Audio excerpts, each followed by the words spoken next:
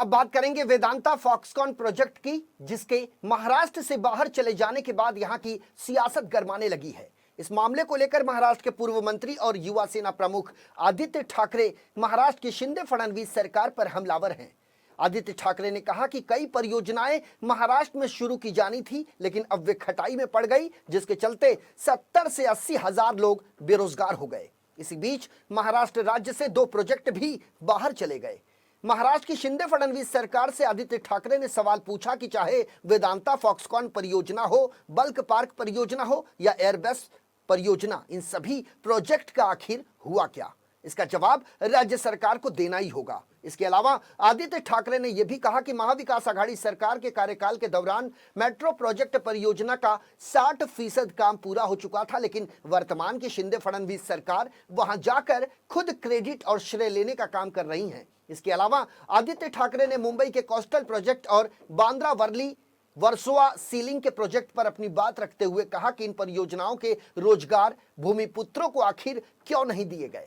उन्होंने कहा कि वर्सोवा बांद्रा वर्ली सीलिंग परियोजनाओं के रोजगार से संबंधित इंटरव्यू महाराष्ट्र के अलग अलग शहरों में किया जाना चाहिए, लेकिन यह इंटरव्यू चेन्नई जैसे शहरों में आखिर क्यों किया जा रहा है? इससे यहां पर रहने वाले भूमिपुत्रों को नुकसान पहुंचेगा और उनकी परेशानी भी बढ़ जाएगी। इसी तरह के रोजगारों का दूसरे राज्यों को फायदा पहुंचेगा, जबकि शिंदे फडणवीस सरकार इस महत्वपूर्ण बात को नजरअंदाज कर रही है, ऐसा कहना पूर्व मंत्री आदित्य ठाकरे का है।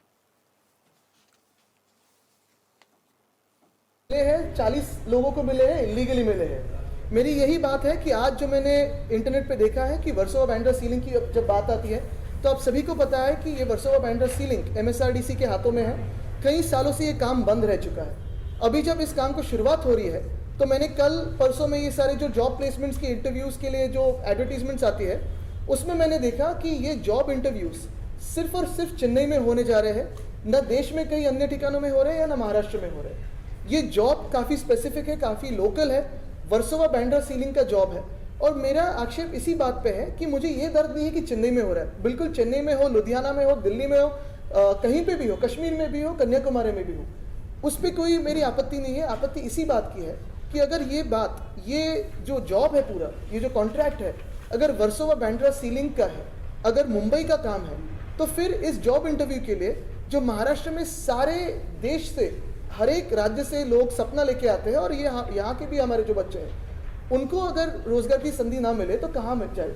अगर आप देखें तो ये जॉब इंटरव्यू सिर्फ और सिर्फ चेन्नई में है। मेरी यही आशा और उम्मीद रहेगी कि मुख्यमंत्री महोदय इस पर स्पष्टीकरण दें कि ये जॉब इंटरव्यूज़ हमारे मुंबई में या ठाणे में या संभाजी नगर में या फिर सांगली में या नागपुर में क्यों नहीं है, और सिर्फ एक ही जगह ऐसी है जहाँ